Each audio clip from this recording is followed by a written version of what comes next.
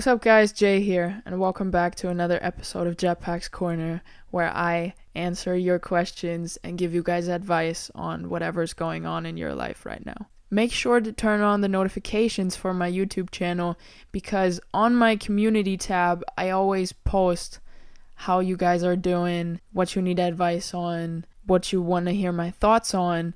So if you want to have your questions answered in one of these episodes, make sure to comment underneath my posts there. And right now, I'd say let's just jump right into it. I got a couple of questions and I'm going to try my best to answer them. So, the first one is from Kelsey, and Kelsey commented, "I'm feeling hopeless and horrible today, and I just don't see how stuff can get better. I'm feeling disconnected from everything. Any thoughts or advice?" You know, those days are tough because you don't feel like you're in control. And us as human beings, we feel the safest when we feel like we have control. Even though I've learned multiple times that control is kind of just an illusion because life happens. But it always happens for you no matter what happens. In situations like this, of course, you're trying to find a way out of it, but you just can't seem to. It's like your hands are tied behind your back and you just don't know what to do. So that can absolutely make you feel very hopeless. Like it just won't get better. But in those situations, what I've learned is that it's just super important to just let go and let life happen. Or I don't know what you believe in, but there's this saying of let go, let God. Because we are the creators of our life. But ultimately, it's co-creation with the universe. And sometimes, when you can't seem to make things work, it's because you're supposed to just stand back and let things develop. So, try to find your peace with letting go. Learn to let go. I think that's super important.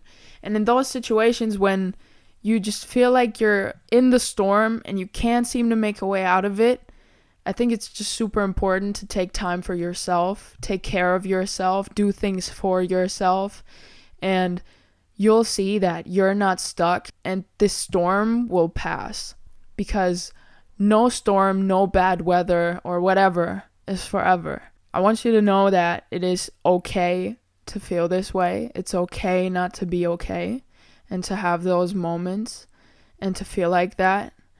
But always have hope that it does get better because it will. It's all about the thoughts that you think the most and what you truly believe in. So even when everything seems super negative, super dark, try to let go and let things come to you.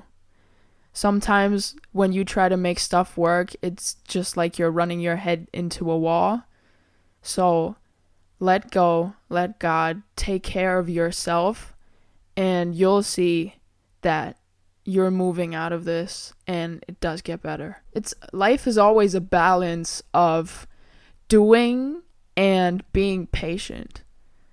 You know, life is a marathon, it's not a sprint, so have patience and take care of yourself in the meantime.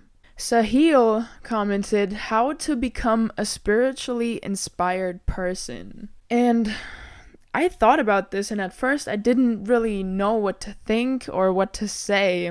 How to become a spiritually inspired person? Well, I'd consider myself pretty spiritual. And I also always get the question, what inspires me?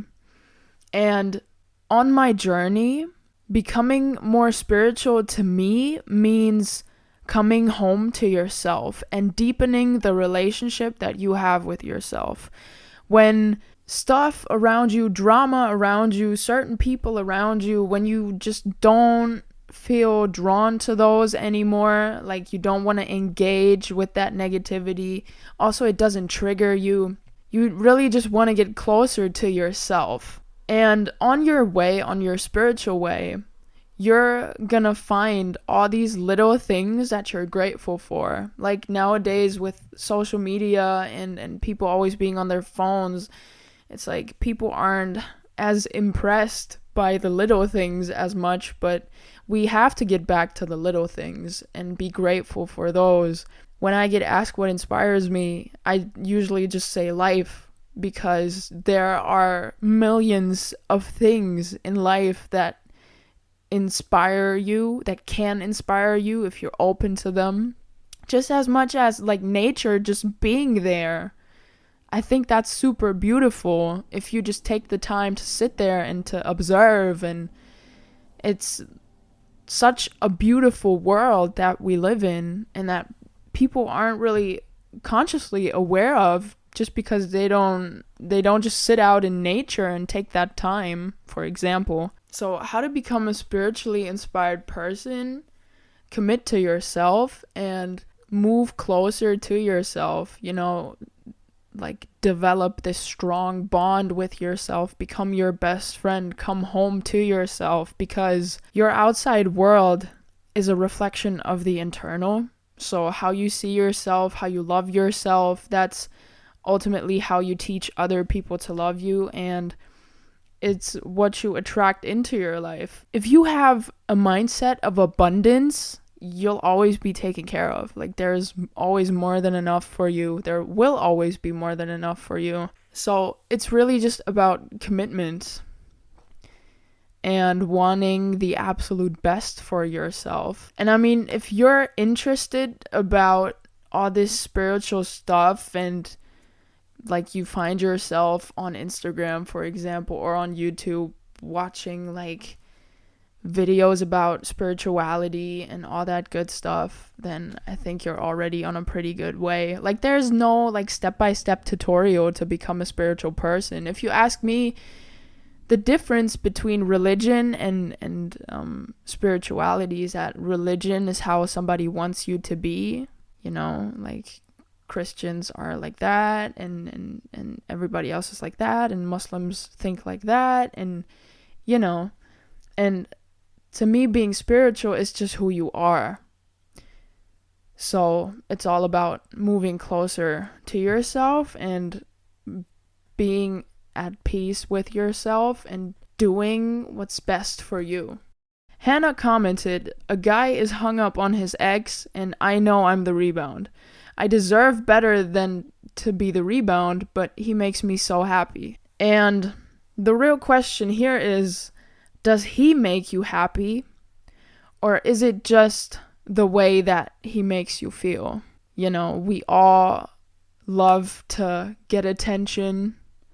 And when it comes to relationships, to have somebody to hold and to kiss and to be with and all that stuff. So it really comes down to, is it because of the person that he is, or is it really just because of how he makes you feel? And what I've learned myself is that sometimes it wasn't the person that I was missing after everything was over, just how they made me feel. And ultimately, missing how they made me feel is actually something that I then wanted to learn how to give myself, because I'm not a half, I'm a whole. I'm a whole ass person, I am one, and I don't need anybody else to complete me.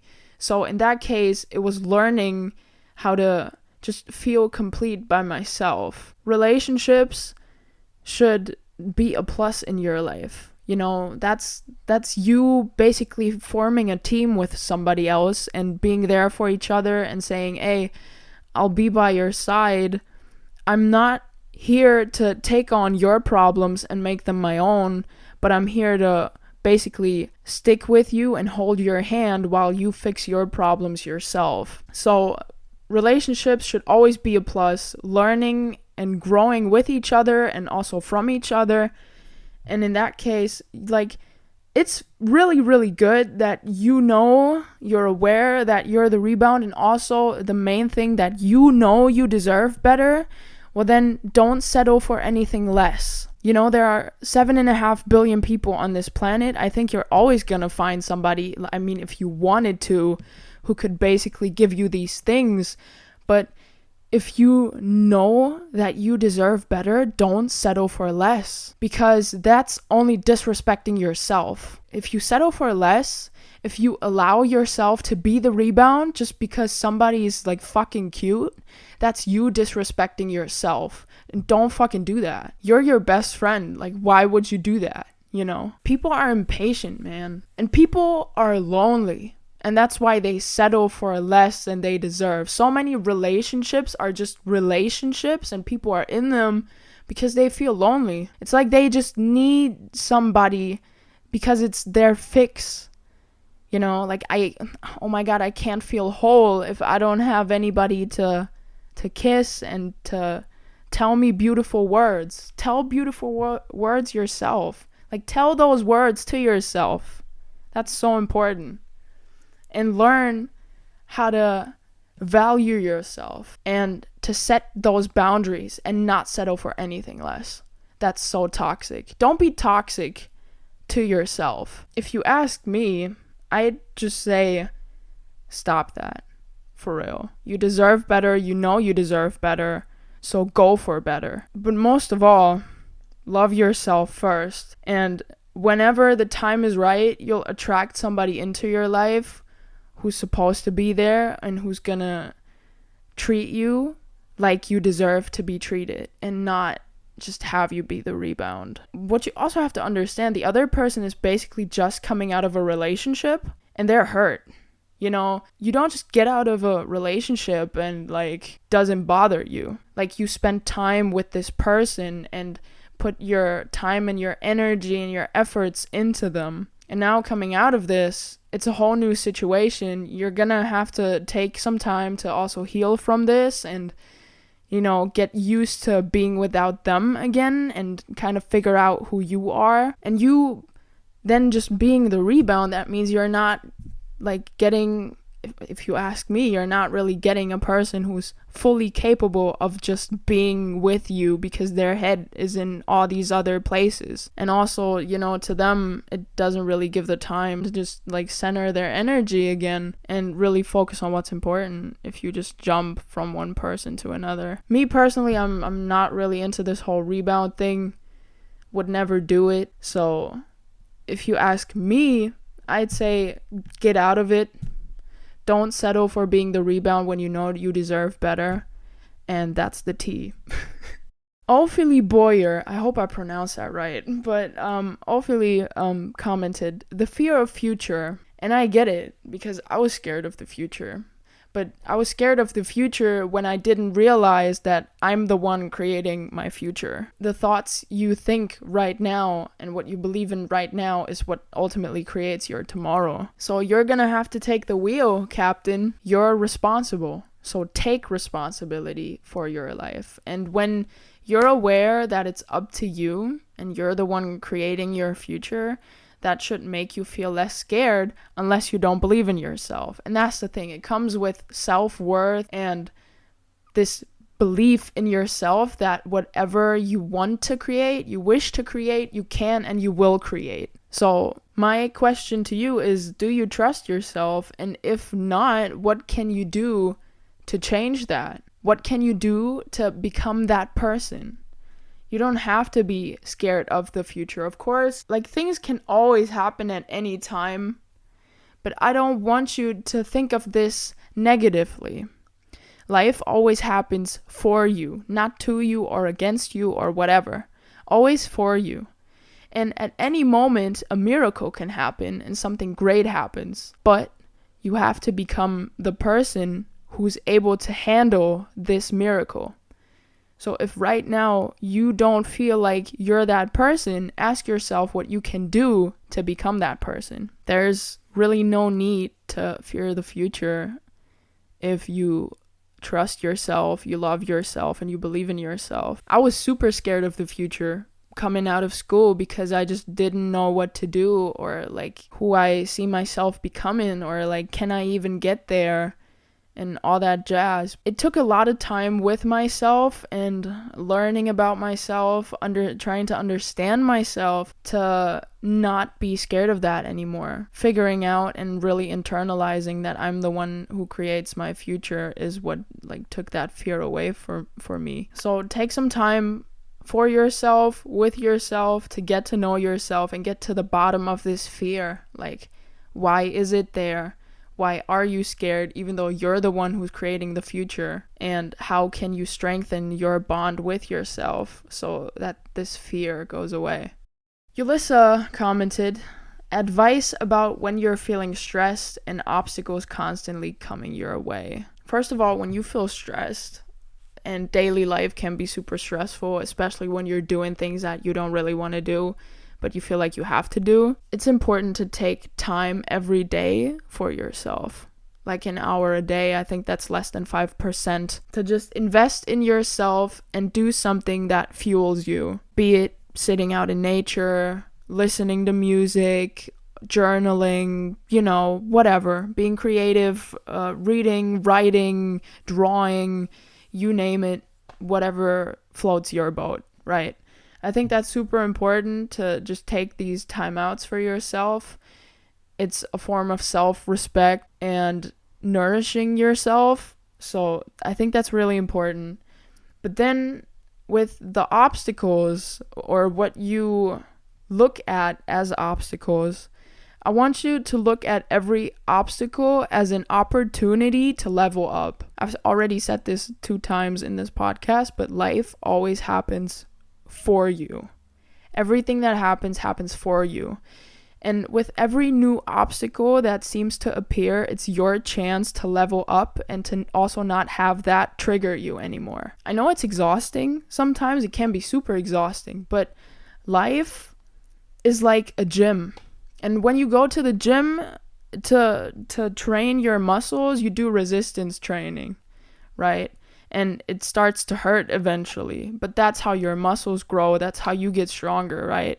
And it's the same with life. With every obstacle that you encounter, it's your chance to get stronger and to let it, build you and help you grow. It's in the way you look at things, because when you change the way you look at things, the things that you look at change. I don't know who said that, whose quote it is, but that's one of many quotes that's just been burned into my mind because it's super true. So, question, instead of why is this happening to me, change the question to what is this trying to show me? Why is this reappearing in my life? Like, why are these, obstacles that you call them, why are they always appearing in my life? What are they trying to show me?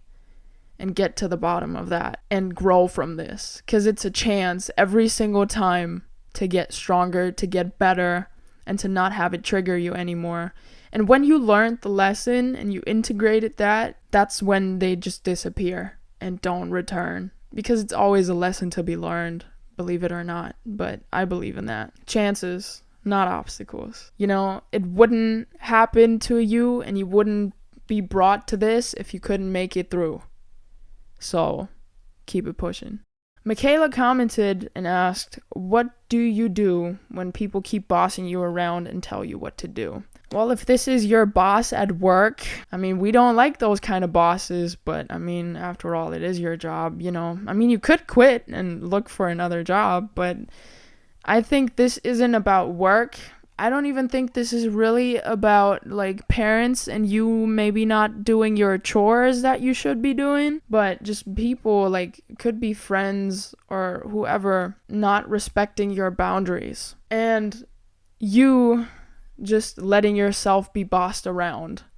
Don't let people cross your boundaries. It's super important to learn how to say no. If you don't want to do something, if you don't want to hang out, if you don't want to go to certain places, if it just feels off, it is okay to say no. And it is super necessary to do so for yourself, to also show yourself that respect. And you just clearly saying no is also showing people your boundaries. And this is how you teach other people where the line is, and to not have them cross it over and over and over and over again. But people are so scared that when they say no, that they're just going to lose those people. And in that case, I would say if you do lose them because you said no, because that's how you feel, then it's good that you lost them. Because people who don't respect your feelings should not be in your life, should not be considered your friends. Friendships, relationships should always be a part of your life to help you grow and to become a better person. So if that's not the case, we don't want that. We don't want that kind of energy. So for you, it's super important to set boundaries. Like, where's the line for you? And then to not be afraid to clearly state where that line is. Don't let yourself be bossed around. You can honestly tell people that they've crossed the line in a kind way. Just honestly say, like, I did not like that. I don't like how this makes me feel, and I don't want to do that. It's super important for the relationship you have with yourself, the respect you have for yourself, the love you have for yourself, to not let things like that happen to you and to have an effect on you, because you always being bossed around is weight on your shoulders if you just let it happen over and over again, because you're honestly letting yourself down, and you feel like there's nobody who's backing you up, but you should be backing you up. It's the same thing with, like, why should anybody believe in your vision if you don't believe in your vision? Like, if I don't believe in my dream, how do I expect another person to do so? And it even comes down and translates into this. If you don't have any boundaries for yourself, how do you expect another person to have them? If you basically walk all over yourself, and if you also don't have any discipline, you're just gonna keep running over your own line over and over and over again. You're always going to cross it. So show others where that line is and don't let them cross it. That's enough for now. If you enjoy this, make sure to give it a like. If you're listening to this on YouTube as well as SoundCloud, leave a comment if this helped. And again, make sure to turn on notifications so you get updates on my posts. And I thank you guys so much for listening. Have a blessed rest of your day, and I'll see you around.